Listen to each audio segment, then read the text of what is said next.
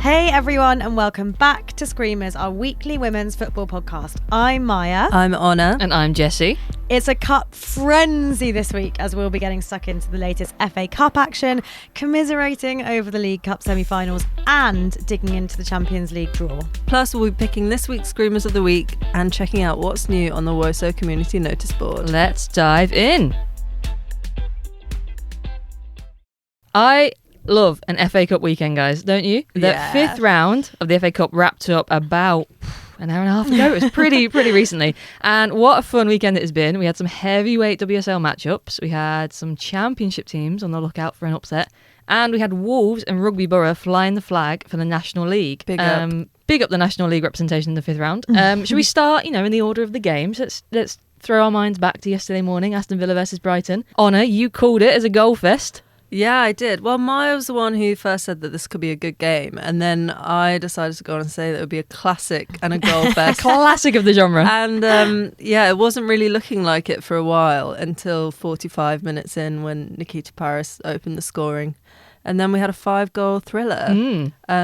Which was a good game. It was great. I think they were really evenly matched. It was like proper end-to-end stuff. It's more exciting than their matches in the league have been. It definitely was, yeah. And also, when I watch Aston Villa play, I forget how many good players they have. They have such a good squad, and that is just not reflected in their league position at all. No, if it all clicks together next season, you really think they should be challenging for those Champions League spots. They had that great, the depth they have. They had that great season, was it 2 years ago now? Yeah. Carla Ward's first season. Yeah. But since then, they just have not pushed on. I mean, they've just slightly got worse and worse. They have. Oh, Villa. But I do think now maybe this is like positive steps because with new manager Natalia Arroyo, it's like the Arroyo effect. The Arroyo effect. It's taking hold. It's happening.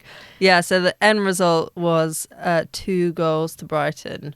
And it was that super exciting thing just before half time when there were those 2 goals in 50 seconds. That was so good.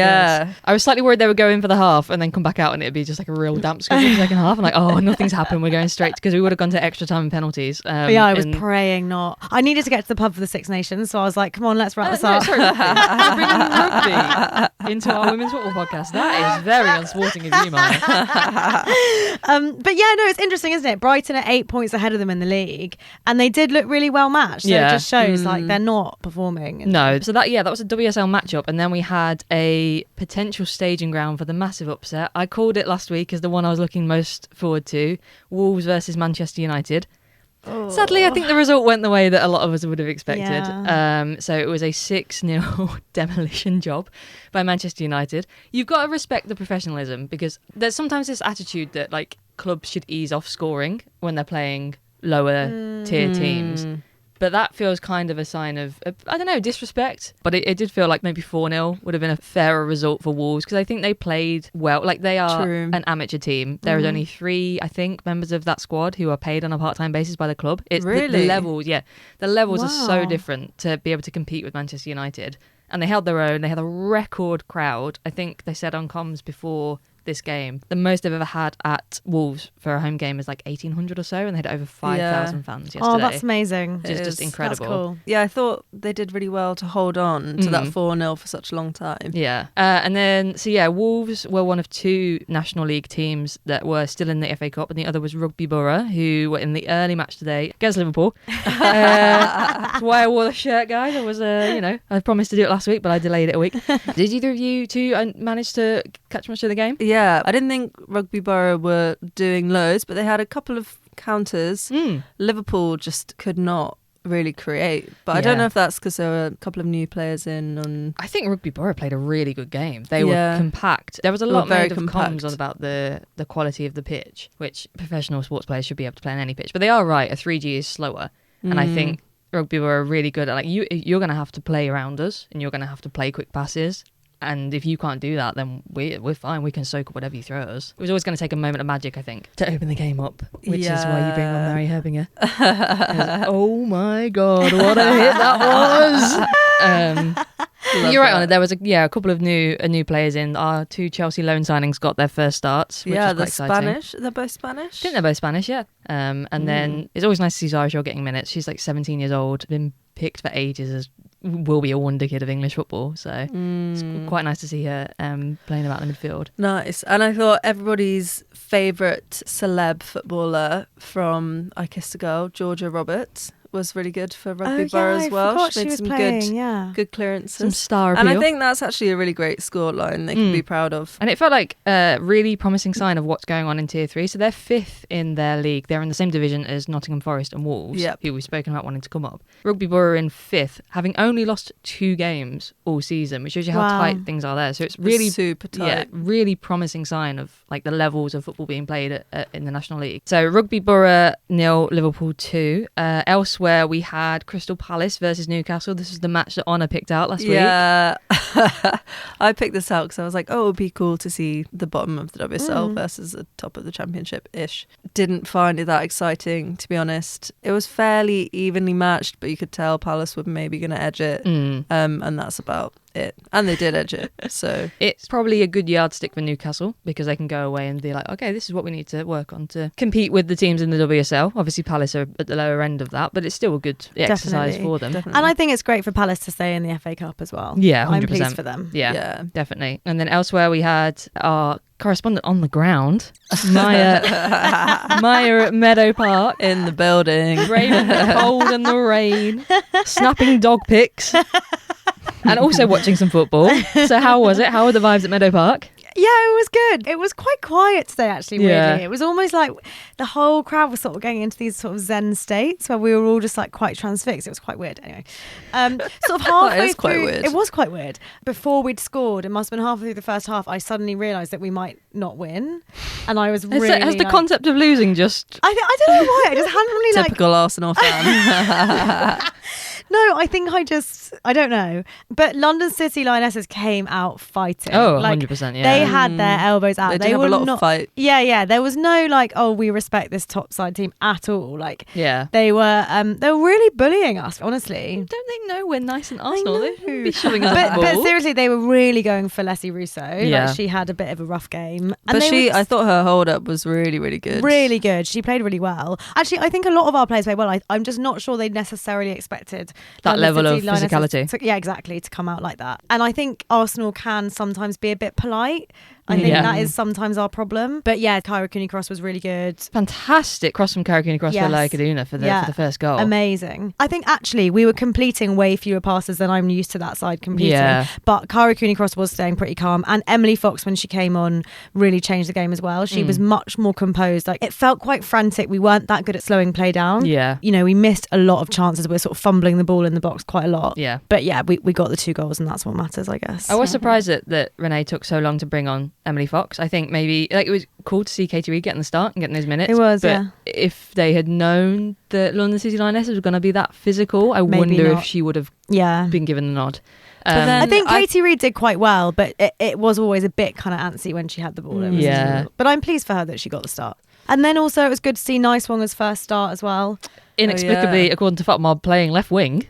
Yeah, or left forward. What was going on there? She was quite high up the pitch and I couldn't really figure out where she was supposed to be. No, and I was kind of expecting, and maybe this will start to happen, like her to sort of drop into the back line and then Katie McCabe to sort of push up the field. But maybe that, you know, because she's just started, they don't want to mess too much. I don't know. It was maybe, but that would seem even weirder if you're just joining a club and we're going to play you out of position while you adapt to it. It doesn't even make any sense. But there were some great moments from her actually. Like, you know, I think she's going to be. We were talking about it, me and your wag, my wag, when we were leaving, and like actually, you know, given our sort of latest signings, I don't seem that new anymore, but Kyra Cooney-Cross and Emily Fox were probably the 2 bright stars in that game. Yeah. So, you know, we should have been making more signings. We should have been strengthening the squad more. But the things we have been doing have been great. So I've got high hopes for Nicewonga. Yeah, definitely. She looked happy as well. I think sometimes building the relationships you already have is more important than making new signings. Yeah. So. And then Black Sinius, of course, missed some sitters, but you know.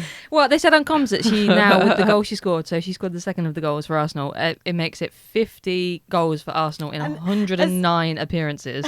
You think about how much we talk about, Stina missed this chance. Stina how many goals would she have scored if she could learn the offside rule? Yeah. I actually want to know how many goals she has scored that have been ruled out. That's a good that would be a stat. fun stat. In the stadium, they just said, and this is Blackstonius' 50th goal, and they didn't. And I said to Lucy, yeah, but in how many games? And then we looked at our phones, and Jessie had already texted us the stat. Yep. That was great. Chat GP Jessie, just call me. But yeah, it was not the most exciting game, but sometimes you just need to get the job done. Exactly. And that's it. Yeah. It's a shame that Chloe Kelly still has yet to make that appearance for Arsenal. She was cup tied today, but elsewhere, who wasn't cup tied was Laura Wienerrotter. She came on quite late in the Man City game against Leicester. I was looking at the head-to-head record for these two teams, and actually I think, despite Rugby Borough and Wolves, I actually think Leicester had the toughest job of anybody. That would have been more of an upset. They have played each other 12 times. Man City have won 11 of those, and there was one draw. In those games, Man City have scored 37 goals and Leicester have scored 4. Leicester. So this felt like the real Titans versus the Minnows. Yeah. It went the way I think that we thought it would.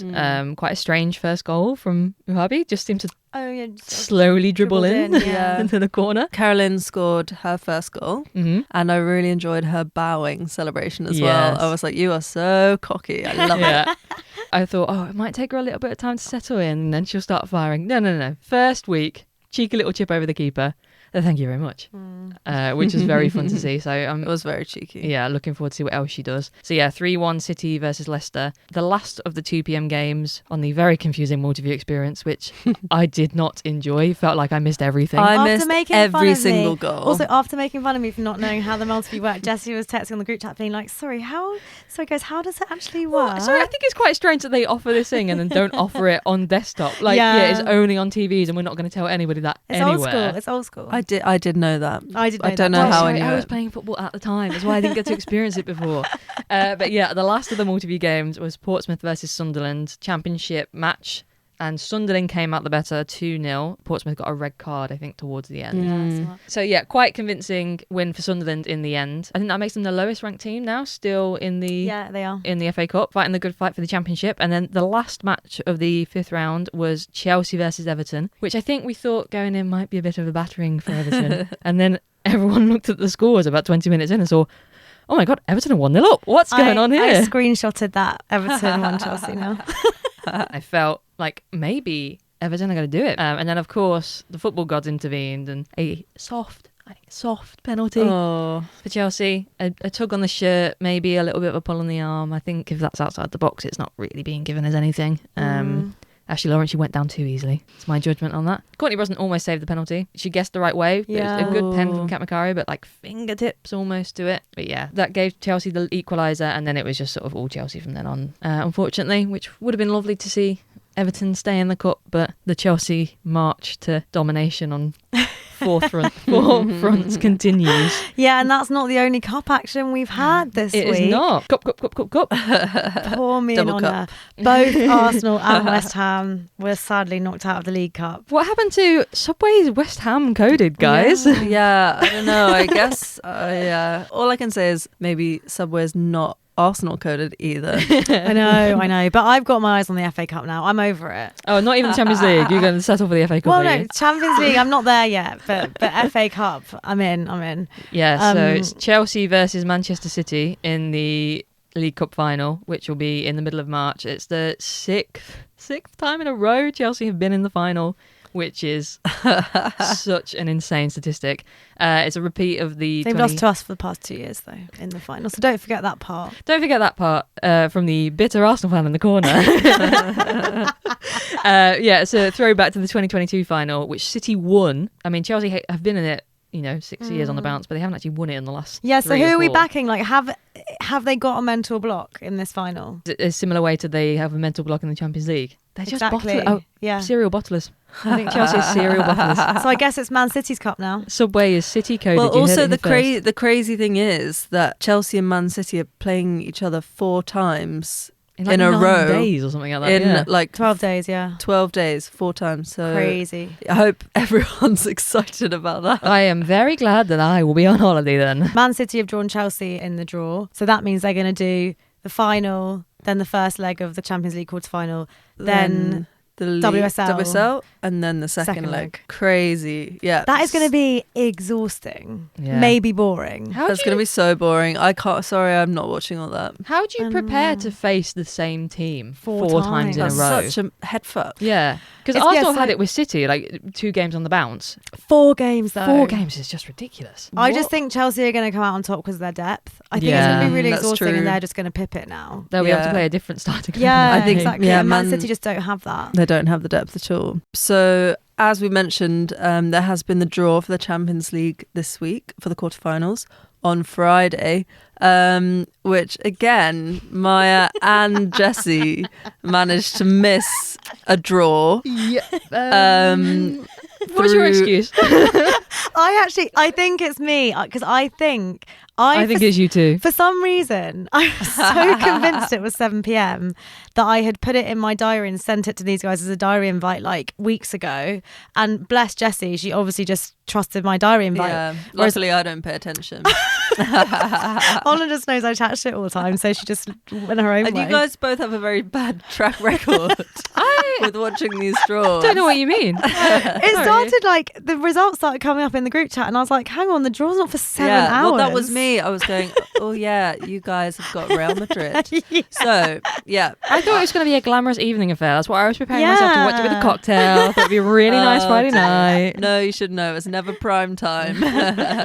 But yeah, Arsenal, Real Madrid. What do you think of that draw, Maya? I think this is maybe the best draw we could have got, to be honest. Yeah, I think it should be winnable. I think so. Obviously, they've got Linda Caicedo, who She's great. is terrifying. Love her. Yeah. And Caroline Weir, obviously Caroline Weir, yeah. an old friend. You know, they're going to make some trouble for our backline, but it should be winnable. I'd rather that than whoever else we could have drawn. Yeah. so. It's the best of the draws. Yeah. Definitely. It is, yeah. And as we mentioned, Man City versus Chelsea. Blah, blah, blah. I'm already bored. It is cool that 2 English teams are playing each other, but it's not cool that we're going to have to watch it 4 times. I mean, Honor's not going to watch it, so. I might watch the Champions League ones. Anyway, next matchup is Wolfsburg versus Barcelona. I imagine Barcelona should be able to. It's always close with them. They've been against each other in the final a few times recently. That's true. That's Yeah. true. They've always Okay. been quite 23, wasn't exciting. it? Yeah. You know what? You never know. If Man City can beat Barcelona once. Wolfsburg got something to prove because they were also in the Paris FC graveyard with us last year. So, Oh. but yeah, it is hard to imagine Barcelona's not going to advance. Let's be honest. Yeah. And then finally there is Bayern Munich and Lyon. I think this is a fun matchup. I think Yeah. that's probably the most interesting one. The one I'm most excited to watch. Seems quite evenly matched. Yeah, Bayern I could go either way. Georgia Stanway, Oh god, yeah. True. which is not ideal for them. She's really key. But they have got Pernilla Harder. Oh, don't. And then also, obviously, they've drawn the semi-finals. So if Chelsea do advance and Barcelona do advance, they would meet again in the semi-finals. It's fated. There's never a And Champions then League where they don't meet each other. Real Madrid or Arsenal will face. Lyon or Bayern Munich. Yeah, definitely the better route, I think, than Yeah. Wolfsburg or Barcelona, because Wolfsburg is like Definitely. a ghost from your past. Yeah, I can't. And do that Barcelona's Barcelona. again. Barcelona have become such a bogey team for Chelsea as well. Yeah. Even though Yeah. they won that first leg of the semi-final last year, they came back to Stamford Bridge, first ever sellout at Stamford Bridge, and then lost, and that was a really sad game actually. It might be a glorious day out for Arsenal in the sunny streets of Lisbon then. Is that what you call it? Are you calling it now? Are you Oh, brave yeah, enough what to do you call it think? now? No. It's time for our latest Screamer of the Week. Each Is that Did a you new like jingle that? for it? Each week, Honor, Jessie and I pick out our favourite screamers from the past 7 days. Then you get to vote on the ultimate Screamer of the Week on Spotify and Instagram. It was another close battle last week with just 1 vote in it. My Spanish pick came out top. Yeah. I actually didn't know that. So thank God you said that.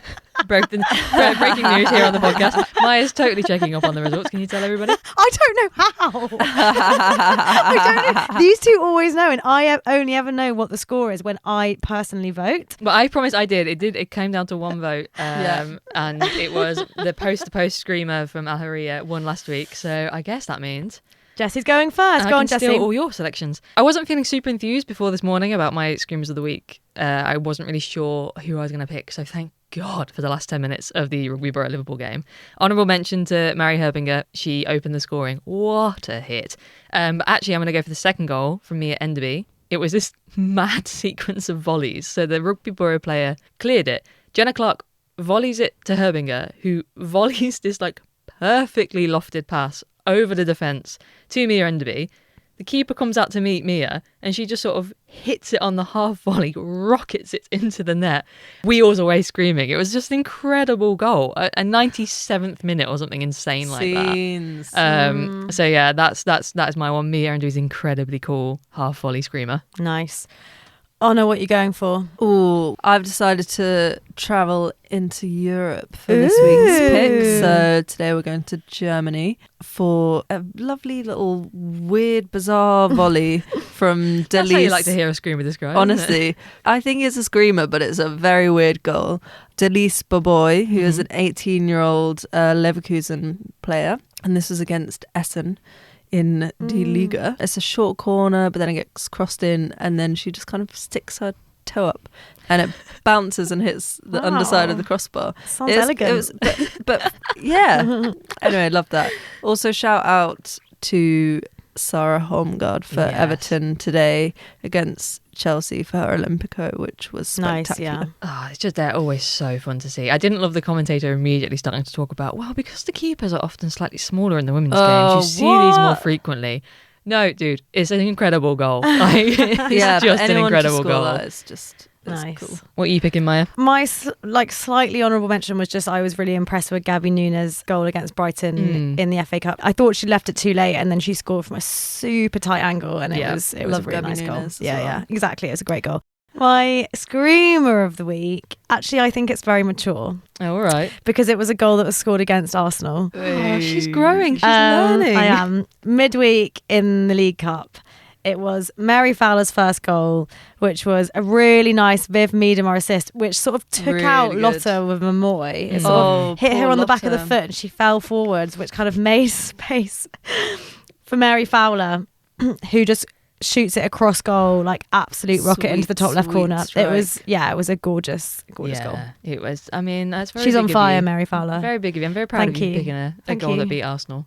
So yeah, those are our three picks. So from Honor, Delis Boboy, from Maya, Mary Fowler, and mine is Mia Enderby.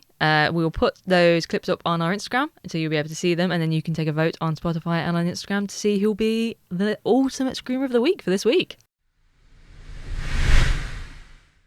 It is Valentine's Day this Friday, so we thought we'd get into the spirit of the things here on Screamers by doing a little bit of football matchmaking. So romantic. entirely imaginary matchmaking. That is. Yeah, all right. It's not real matchmaking. We're just going to be an Astros-clad Cupid setting up the players, the managers, the clubs that we think would be a perfect match. So who has got a connection that they'd like to manifest this episode? I would like, on the subject of my screamer of the week, mine is Mary Fowler to Arsenal, or should I say Arsenal? No, you shouldn't say that. Please don't. You should never say that ever again, actually. Oh no, is it too late to reconsider our third host? No, let's have a chat after the episode. Wait, I've got a few others. Oh my God. Let's move on. No, go on, bang him out. My next one is also Myra Ramirez to Arsenal. This is more a football one. That's more just like, I think it should be great. Is this just an Arsenal shopping list? I just love her to play for Arsenal. I think especially after we got bullied so badly today, like I want to play like Myra, who just does not get bullied, and she's just sick, so I just want her. Anyway, and then I think Celine Bizet, I can't really explain it, but it just came to me. Mm-hmm. I think she would be great at Aston Villa. Ooh. Yeah. Oh, that's fun.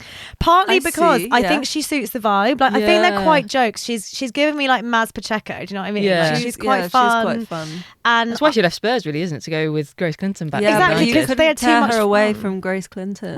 Well, I'll take her too. But I just think I can imagine her on the pitch with Gabby Nunes, Rach Daly. Like I feel like her putting in those crosses for Rach Daly. She is such a grafter, and that is like the vibe of Aston Villa. And she's also really jokes, which is also kind of the vibe. Oh, that's such a good shout. Yeah, so that's my non-Arsenal one. My one, I have tried to talk about this on the podcast 3 times before, and Maya keeps cutting it out of the edit. Oh. So, what's God, this gonna be? So, you know, my God. but mine is I would love Lotta Wubben-Moy to come to Liverpool. If you cut it out again, I'll know it's personal. I actually knew this was going to be on your list. Yeah, it was absolutely going to be on my list. I thought you'd given that up after she had such a good start under Renee. Well, no, because the thing is, so she is getting more minutes under Renee, but like she's been starting in the cup, which is often like where coaches start their second string.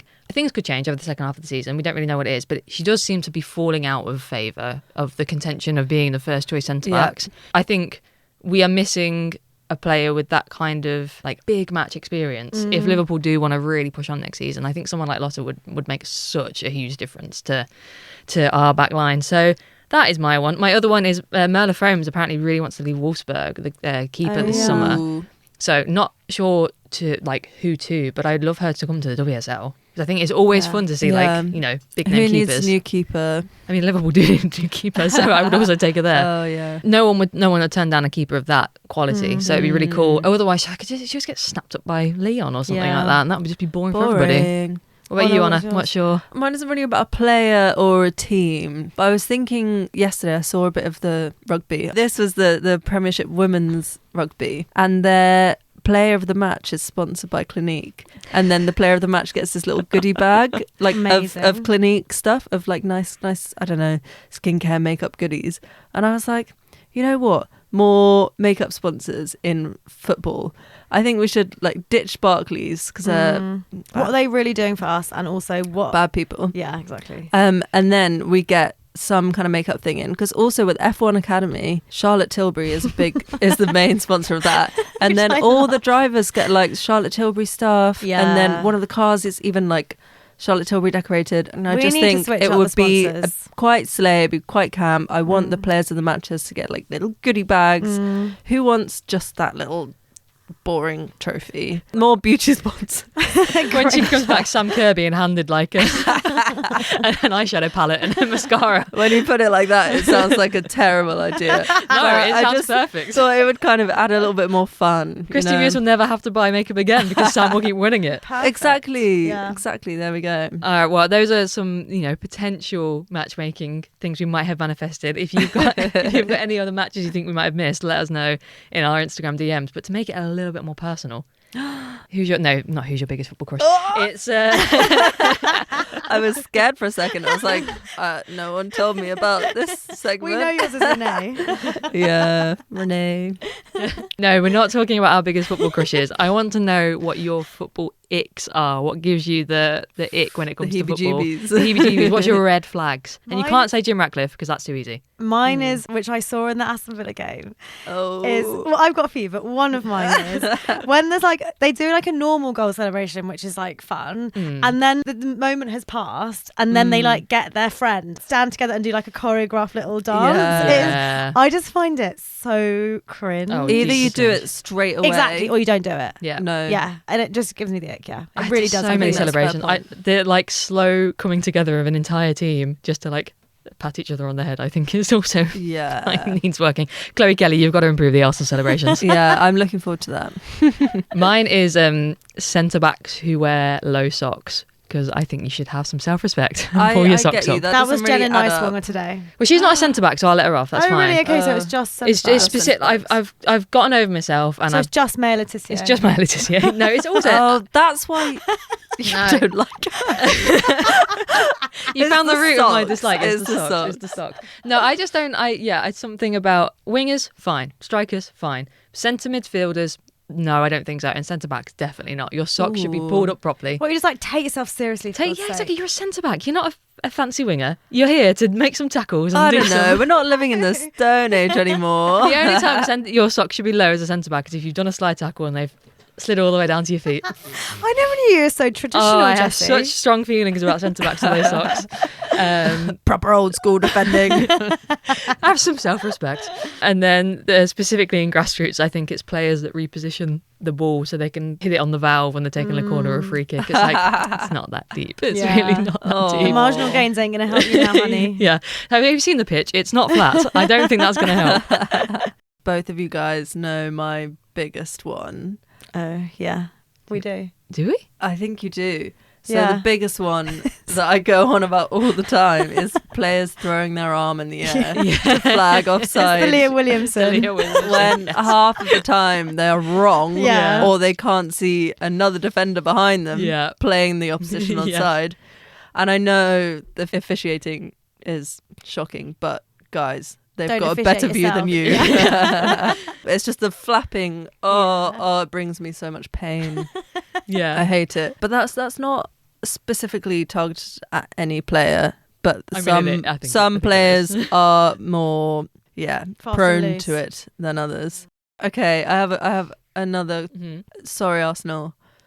North Is your London ick forever. Arsenal? Oh my God, it's North London forever. Yeah, I'm sorry. It actually makes me cringe out of my mind whenever I go to a game. That's because you're not North Don't London act forever. like it's not an objectively cringy no, song. that's Also, this is very rich coming from somebody whose team's main song is about blowing bubbles. That is, no, but that's like a classic. That's old school, traditional. North London Forever is about 3 years old. it really brings a lump to my throat. You get emotional over North London Forever. Yeah. Oh my God, Maya. But can I just say Now that I that have, isn't it? but it's a lifestyle for me, Jessie. I am North London forever, so it just speaks to my soul. I just hate the song. But you It's also hate it when rotten. we call it the Arsenal. You find Oh that yeah, cringe as well? that's another one. That was a big. I think we are the discovering that Arsenal. Onazik is just Arsenal. My worst one is like when players sign for Arsenal and then immediately they go, "Yeah, I've joined the Arsenal," and I'm like, not naming any names again. Another one of my icks is really just lazy chants. Chelsea, Chelsea, Chelsea. Oh, yeah. Over and over and Chelsea. over and over again. I saw a meme that was unimaginative. like, "Who are Man City playing next? Chelsea, Chelsea, Chelsea, Chelsea." We've just got time to check on the Woso Community Noticeboard this week. Who's got something they want to add? Mine is the new Champions League match ball has been unveiled, Ooh, and it is Oh, I haven't Absolutely. seen it. It's inspired by the blue ceramic tiles in Lisbon because that's where the final's going to be played. So it's got these like really beautiful designs on it. It's actually stunning. It's a stunning ball. It's Oh my God. I mean, I've never It is gorgeous. been able to bring I'm gonna myself look to it pay some of the like the £150 for a match ball, but I saw that one. I was like, I might. It's so nice. Ooh. It's a really she's sexy ball. gorgeous. Yeah, live reaction here for your. live reaction to me seeing it for the first time. Oh, she's stunning. Did you see Kirsten Kasperite? You know she's sort of a fiend on Snapchat, and her girlfriend, her wag, is a fiend on TikTok. But I saw somebody posted, it was after the Arsenal City game last weekend, and Kirsten and Ruth were playing, I think, Scrabble or something like that. And Kirsten records herself saying, "Tell me what you just said." And Ruth goes, "Yeah, get ready to lose for the second time this weekend." Absolute roasting. I'm obsessed with those two. Brutal. That is very savage. I love it. I read a really lovely personal essay from Annie McManus, DJ, icon presenter, Annie Mac. Annie Mac as she's better known. And it was entitled Football, A Love Story, on taking up football in my 40s and how it changed my life. And it was just this really beautiful piece about getting back into playing football after the Euros in her mid-40s. She played as a kid, but then there'd never really been the chance to keep doing it in school.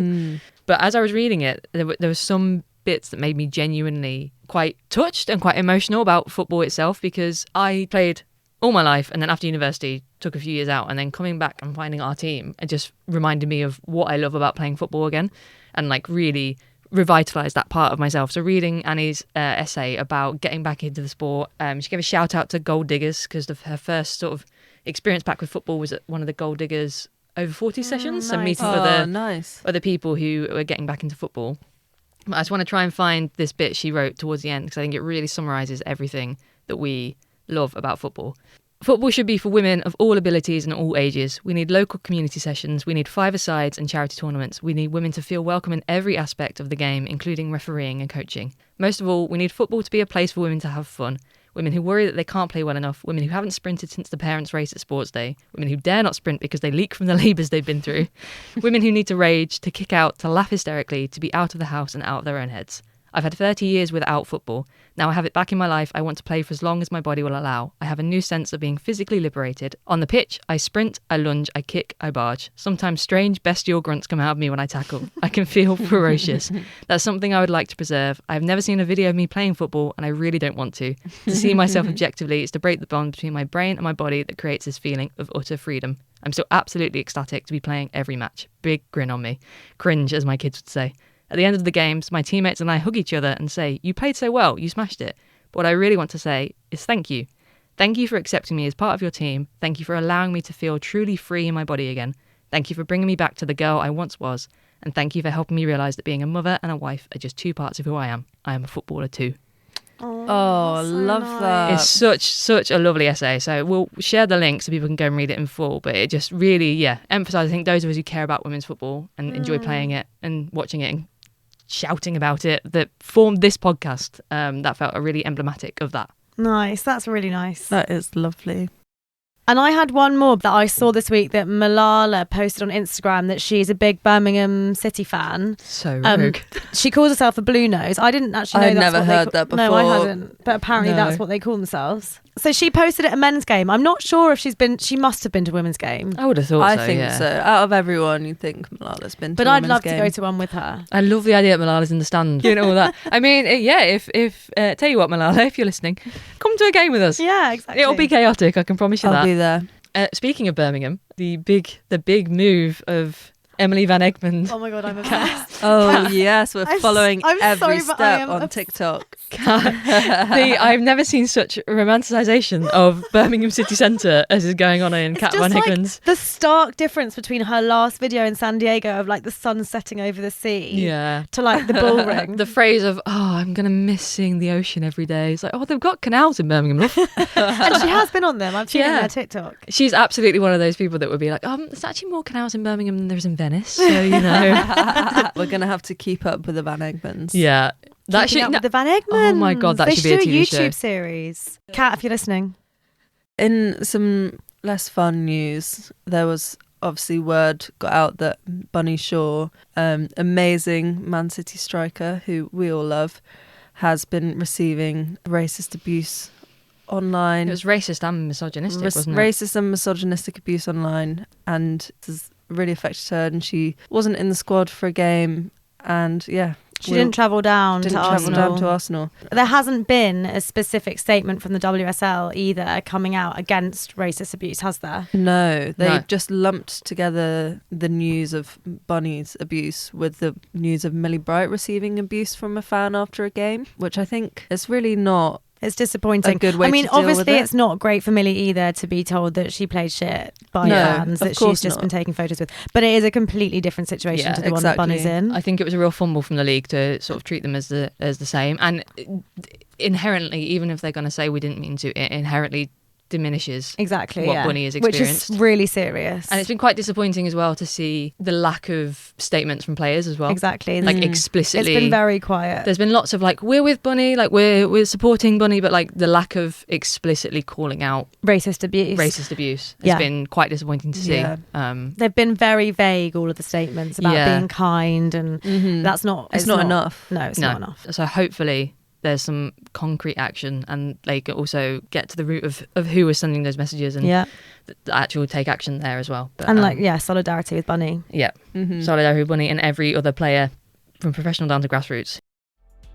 That's all we've got time for on Screamers this week, but we will be back next Tuesday looking ahead to the international break as the Lionesses get ready to face Portugal and Spain. But until then, follow us on Instagram, TikTok and all the socials at @screamers_pod, or if you want to add something to the notice board, email us at screamerspod@gmail.com.